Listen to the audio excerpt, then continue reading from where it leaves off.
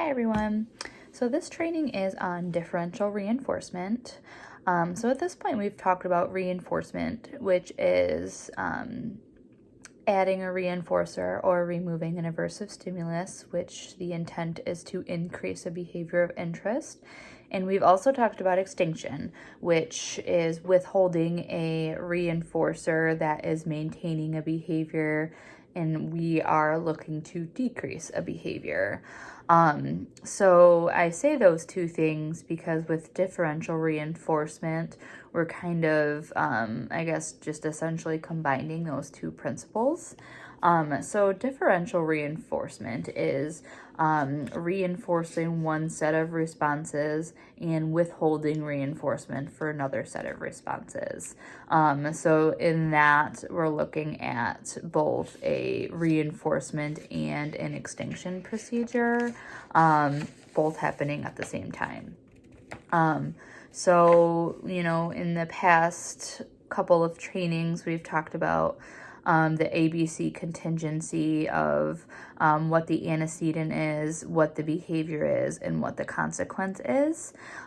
So in differential reinforcement, again, we're looking at two things happening at the same time, and they both share an antecedent. So in this ABC format, our reinforcement contingency is the antecedent A is that there's no reinforcer available. The behavior is that we have the behavior of interest, and the consequence, the C, is they now have access to a reinforcer. So that is a reinforcement contingency. So then the extinction contingency that's happening at the same time is that the antecedent is that they have no reinforcer. The behavior is some type of different behavior or incorrect behavior. And then the consequence here is that there's still no reinforcer. So just like an extinction contingency, the A and the C, the antecedent and the consequence both match in that they both don't have access to reinforcement. So, just in better explaining this, in the reinforcement example, basically we're reinforcing one certain response, and then at the same time we're extinguishing all other responses. So a specific example in terms of actually teaching this skill. So I know I've used this example a lot, but I feel like it helps kind of discriminate between the different principles. But say we're teaching your child to touch their nose. So the reinforcement contingency for this skill would be that they have no bubbles, and then assuming that bubbles is the reinforcer of choice here. So they have no bubbles. The behavior that we're looking to increase is that they touch their nose, and then the consequence is that we then provide bubbles. So there we have a reinforcement contingency because they didn't have the reinforcer, they engaged in the response of touching their nose, and then they had the reinforcer. And then the extinction contingency that corresponds to that is that the antecedent would be that they have no bubbles, the behavior being, say, they touched their head, and then the consequence is that they still don't have access to bubbles. So in that scenario, we have the child engaged in an incorrect response by touching their head, but we didn't honor it. So we only reinforced when they touched their nose because that was what we requested of them. So in that scenario, that would be an example of differential reinforcement because we're reinforcing only the response of touching their nose, and then we're extinguishing all other responses that they engage in. So that's just kind of a general example. There's a lot of other components, which I'll kind of briefly just touch on and provide some more examples, because I feel like that's not the only context that you would utilize this at home. So in the field of behavior analysis, we have different response dimensions. So we look at topography, which is the form of the behavior. So how is your child touching their nose? Are they doing it like this, or are they doing it like this? So we're looking at the form of how the behavior is emitted. Latency is also another one. So latency is the time from when the instruction is presented to the time that the instruction was followed through with. So if I said, touch nose, and you did it within 5 seconds, then I would provide a lot of praise or bubbles. But maybe you did it within 10 seconds, but that's kind of a long time. Then maybe I wouldn't provide reinforcement. So I'm differentially reinforcing the latency of responding within 5 seconds versus 10 seconds. Duration is how long the behavior occurs for. So maybe we're teaching clapping hands, and we want the child to say yay and do it for a few seconds, but we say, clap hands, and the child does this and is done. That's probably not what our end goal of the response is. So we look at increasing the duration of that response.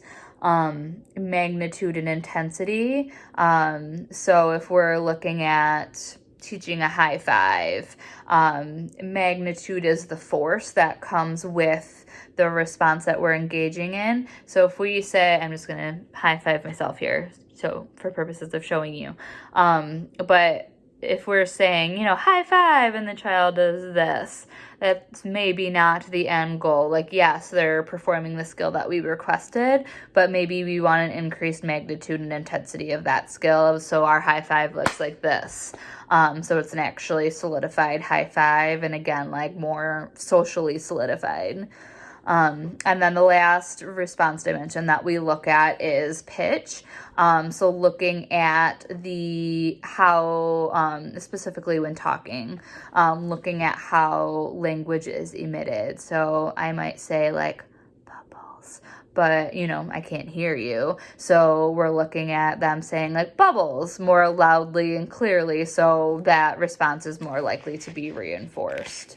So I kind of provided some examples along the way of each, but I'm gonna kind of just provide you with more examples in the differential reinforcement context.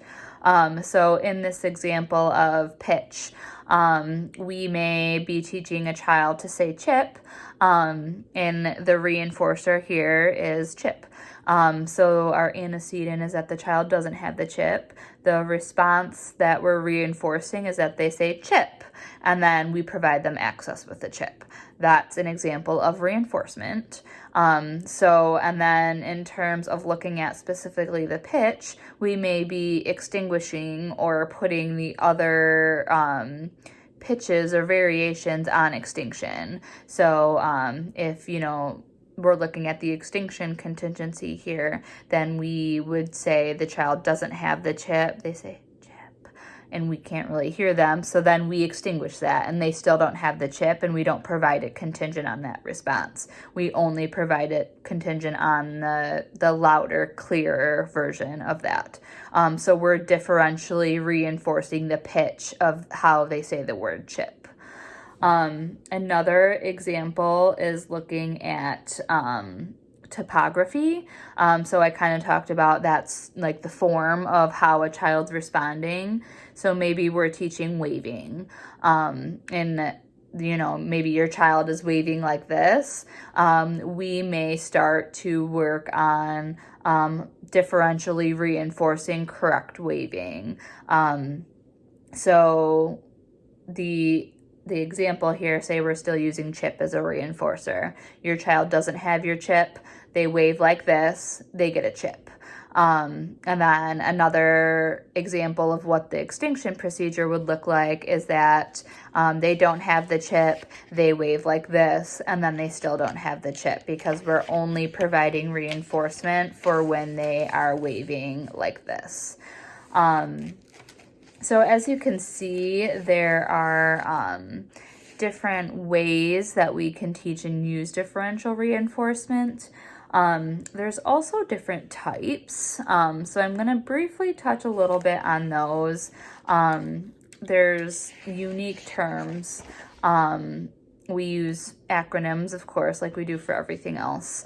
The ones that we most commonly use are DRO, which is differential reinforcement of other behavior. So we utilize this when we're looking to really increase appropriate behavior. And they maybe don't have the prerequisite skills to teach some type of replacement behavior. So this is basically we're reinforcing anything else but the behavior of interest. So for example, if your child is hitting their head with their hand, aggressively, that might be something that we target, and we differentially reinforce basically the non-occurrence of that behavior. So we might look at, okay, they're hitting their head every 6 minutes. We may put them on, we call it a DRO schedule of 5 minutes. So every 5 minutes that the head hitting doesn't happen, we offer them a reinforcer. And basically we're reinforcing, they could be doing anything else as long as they're not doing that behavior that we're targeting, then they get access to reinforcement. So it's fairly complex, but we utilize that when we need an immediate decrease. And as long as your child understands what the expectations are, and if we need like a quick solution and it takes a little while to teach some type of actual replacement behavior, which kind of leads me into my next one, which is DRA. So that is differential reinforcement of an alternative behavior.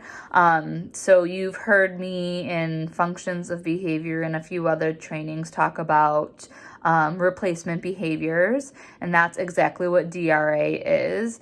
We're looking to teach an appropriate replacement behavior instead of the inappropriate behavior. So in our differential reinforcement format, an example might be your child doesn't have a chip, they kick and scream and hit you, and then they still don't have a chip. That would be our extinction procedure. And then our DRA procedure would be your child doesn't have a chip, prompt child to say chip, and then they say it, and then now they get access to a chip. So that is a differential reinforcement procedure. And in that scenario, we're actually teaching an appropriate communication response. So that is a DRA procedure. So differential reinforcement of alternative behavior.